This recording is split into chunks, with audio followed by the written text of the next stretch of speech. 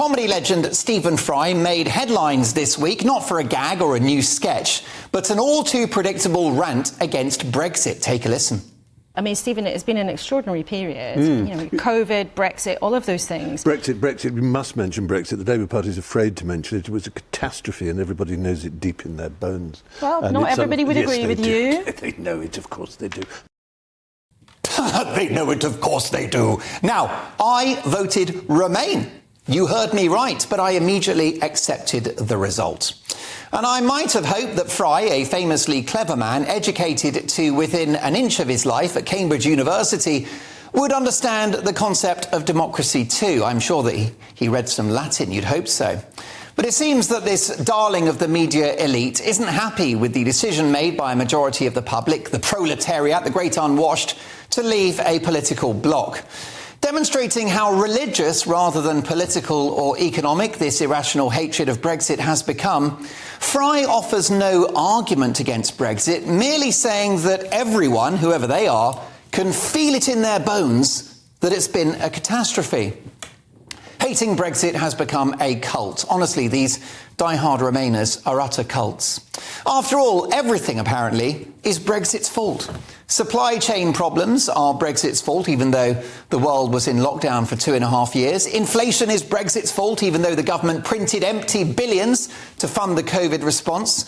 The national debt, energy bills, the cost of living crisis, all of this is Brexit's fault, not the fact that we borrowed money we didn't have in a failed attempt to stop a virus.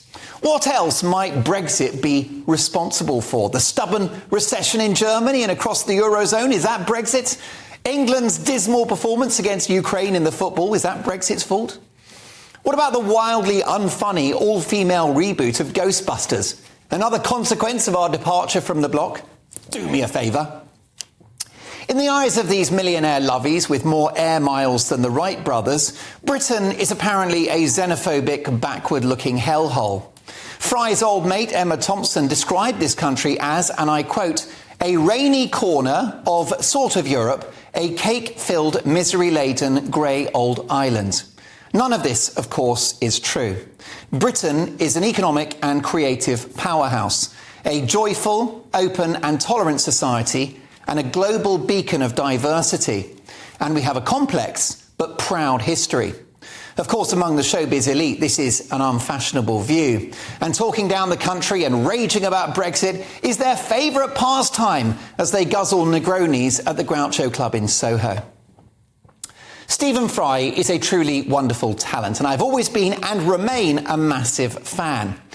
But with his arrogant, dismissive comments about Brexit, which of course he's entitled to make, what is he actually saying about the 17.6 million people that voted for it? I mean, 17.6 million, that's a lot of xenophobic bigots, isn't it?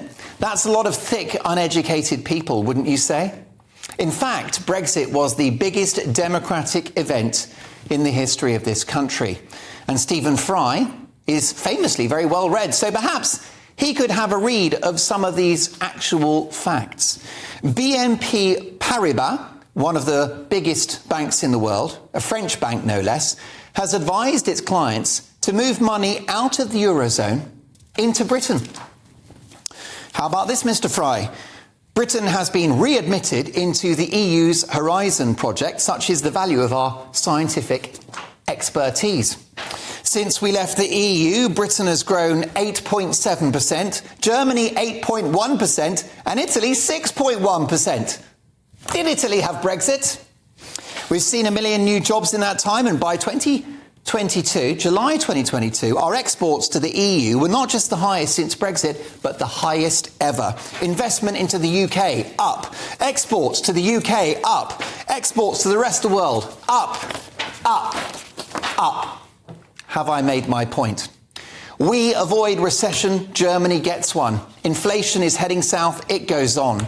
Even that well-reported figure that Britain was the slowest G7 country to recover from the pandemic proved to be a big fat lie, with the ONS correcting what they thought was a downturn of 0.2% to the truth, which is that we had expanded by 1.5%, outpacing, wait for it, Germany, France, Italy, and even Japan.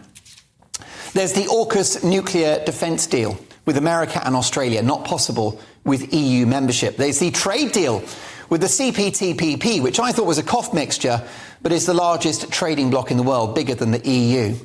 The Canadian meat industry are currently complaining about that deal because, wait for it, it's too good for Britain.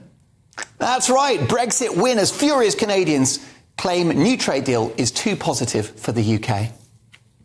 We currently have 38 active trade deals, which we don't have to pay the EU for, with more on the way, including India and a market of 1 billion people. Oh, and we can dispense with the idea that Britain doesn't produce anything anymore. That old chestnut. This week, it was announced the UK manufacturing has jumped to number 8 in the world, leapfrogging France, no pun intended, and closing in on Italy, mamma mia. Rising to number 8 in the world for manufacturing since Brexit. And how about this, Mr. Fry? A new poll by US News and World Report reveals that Americans rate the UK as the best country in the world, all since Brexit. Stephen Fry can feel that it's in his bones that Brexit has been a disaster. Well, I feel in my bones that he's talking out of his backside. This famous comedian got everyone laughing this week, but not for the right reasons.